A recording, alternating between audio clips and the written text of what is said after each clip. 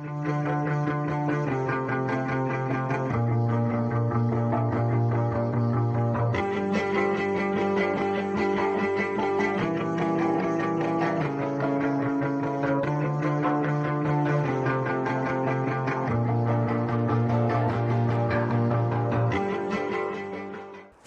Morning students. Almost national income accounting में आपने method सीख लिए, आपने न्यूमेरिकल से सीख लिए। अब आ जाते हैं हम लोग इसके सबसे इम्पॉर्टेंट पार्ट पर, and that important part is इसका last step, steps and precautions, है ना। सिंपल है एक्चुअली। आपने न्यूमेरिकल्स आप सीख ही चुके हो, राइट। और स्टेप्स आपको अब सीखने पड़ेंगे, और स्टेप्स इसके रिलेटेड हैं मेथड्स और न्यूमेरिकल से। तो आपने इस पूरे के पूरे मतलब बाकी क्लासेस में जो मेरे वीडियोस हैं उसमें आपने सर्कुलर फ्लो सीख लिया, आपने कन्वर्जन सीख लिए, अब आपने मेथड सीख लिए, न्यूमेरिकल सीख लिया। अब आ जाते हैं लास्ट स्टेप पर, स्टेप्स क्या होते हैं, राइट। देखो स्टेप्स क्या है ना, क्वेश्चन आ जाता है कि स्टेप्स बताओ। स्टेप्स क्या है, सिंपल, जो मेथड्स थे ना उन्हीं को कैलकुलेट करने का तरीका है, दैट इज़ कॉल्ड स्टेप्स। जैसे हम ले लेते हैं, तीनों को एक साथ लिखते हैं, पहले लिखो प्रोडक्शन, फिर लिखो इनकम, फिर लिखो एक्सपेंडिचर, राइट। दिख रहा है ना। तो आप इसको क्या करो, कंप्लीट नोट करते जाओ, बहुत सिंपल है।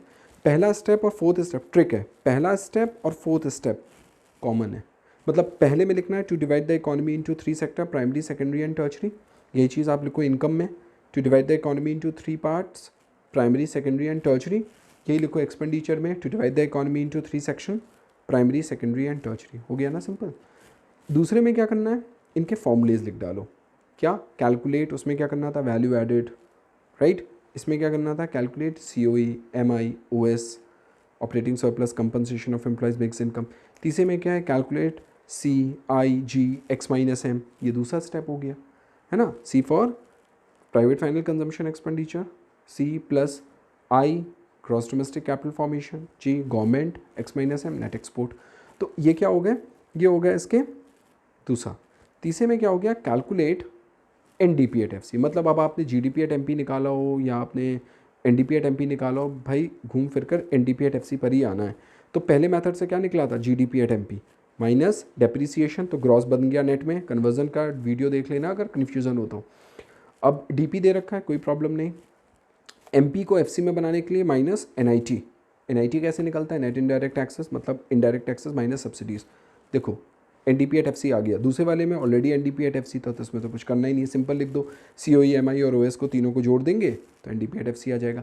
तीसरे वाले मेथड में क्या करना था, GDP एट MP आता था, सेम कर दो जो पहले में किया था, माइनस डेप्रीसिएशन माइनस NIT।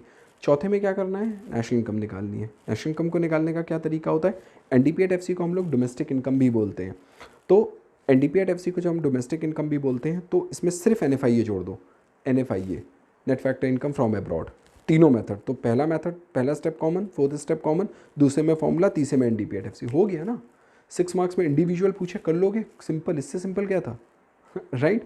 अच्छा, अब आ जाते हैं हम लोग अपने प्रिकॉशंस में। प्रिकॉशंस क्या होता है, कुछ बचाओ, क्या चीज़ें लेनी है क्या चीज़ें नहीं लेनी है, इंक्लूडेड नॉट इंक्लूडेड, बहुत इंपॉर्टेंट है ये। जैसे ट्रांसफ़र पेमेंट, कुछ बहुत इंपॉर्टेंट बता देता हूँ जो आते ही आते हैं, अननेसेसरी पढ़ने से कोई मतलब नहीं है। ट्रांसफ़र पेमेंट क्या होता है, नॉन प्रोडक्टिव। पहली बात याद रखना, इकोनॉमी में कोई भी चीज़ ऐसी नहीं लेते हैं जो नॉन प्रोडक्टिव हो। किसी ने आपको गिफ्ट दे दिया, आपने क्या काम किया, मेहनत करी, नहीं करी ना, गिफ्ट मिल गया, बात खत्म, तो नहीं लेंगे। किसी ने चैरिटी कर दी, डोनेशन दे दी, तो दे दी, तो ये तो वन साइडेड हुआ ना, तो वन साइडेड पेमेंट को नहीं लेंगे, राइट। अब उसी तरीके से इलीगल या विंडफॉल गेन, आपकी लॉटरी लग गई बिना प्रोडक्टिव एक्टिविटी के, बिना मेहनत के, नहीं लेंगे। अच्छा ठीक है, आपने इलीगल काम किया, स्मगलिंग करी, बिल्कुल नहीं लेंगे, तो इलीगल तो बात ही खत्म हो जाती है, तो ये भी नहीं लेंगे। प्लस शेयर्स, यानी sale and purchase of financial assets, shares को और बॉन्ड्स को फाइनेंशियल एसेट्स बोल देते हैं। बेटा शेयर्स को नहीं लेते हैं, क्यों नहीं लेते हैं, अब एक बार कंपनी ने बेच दिया तो उसकी वैल्यू जुड़ गई इकोनॉमी में, अब आप उसको 10 बार बेचो। For example second hand goods, like car आपने खरीदी तो कंपनी ने उसकी वैल्यू इकोनॉमी में जोड़ दी। अब आपने कार को दूसरे ओनर को बेचा, अब उसकी भी वैल्यू जोड़ दो, तीसरे को बेचा उसकी वैल्यू भी जोड़ दो, चौथे को बेचा उसकी वैल्यू भी जोड़ दो। मान लो आपने कोई कार खरीदी 5 लाख की, अब 5 लाख रुपए की तो वो कार की वर्थ थी, जुड़ गई। दूसरे टाइम आपने उसको 3 लाख की बेच दिया, तो क्या 5 और 3 8 हो गए क्या, अब ये तो 3 लाख एक्सेस में बढ़ गया ना। फिर 3 लाख वाले ने फिर से थोड़े साल बाद उसको 2 लाख की बेच दी, फिर 2 लाख वाले ने 1 लाख की, ऐसे तो कार की कीमत 11 लाख हो गई। तो ये तो इकोनॉमी को डिस्ट्रॉय कर देगा। तो बेटर क्या है, एक बार जोड़ते हैं, सेकेंड हैंड नहीं। हाँ, लेकिन अगर कोई बंदा है जो आपको आपकी कार को बेचने में मदद करता है तो वो अपना कमीशन लेता है। कमीशन उसकी मेहनत है, लोगों को ढूंढना, आपसे बात करना, ये उसकी सर्विस है ना। कमीशन एजेंट, तो एजेंट लीगल है, तो उसकी जो, और उसी तरह शेयर्स में आपकी डीलिंग में मदद करने के लिए ब्रोकर्स होते हैं, वो भी लीगल है, इनकी पेमेंट को इंक्लूड कर लेंगे। अच्छा, एक और बहुत इंपॉर्टेंट पॉइंट है जो फंस जाता है, वो है कि क्या हम लोग अपने गार्डन में सब्जियां उगाते हैं प्रोडक्शन फॉर सेल्फ कंजम्पशन, क्या हम उसको लेंगे?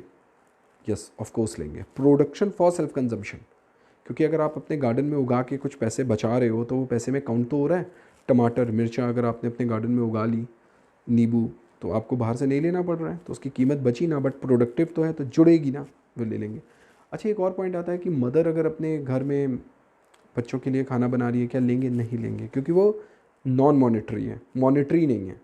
ठीक है, तो यहाँ पर हम लोग कौन सी चीज़ों को इंक्लूड करते हैं? हम लोग उन चीज़ों को इंक्लूड करते हैं जो प्रोडक्टिव हैं।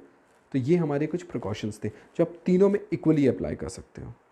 ठीक, एक पॉइंट और रह गया, वो एम्बेसी वाला पॉइंट।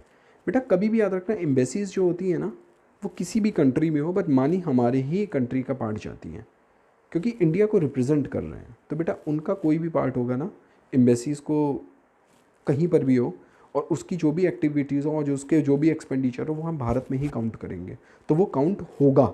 याद रखना, एम्बेसी, और किसी दूसरे कंट्री की एम्बेसी अगर हमारे भारत में हो तो वो कंट्री काउंट करेगी, हम नहीं काउंट करेंगे। बस इतना सा कॉन्सेप्ट है एम्बेसीज का। That's it.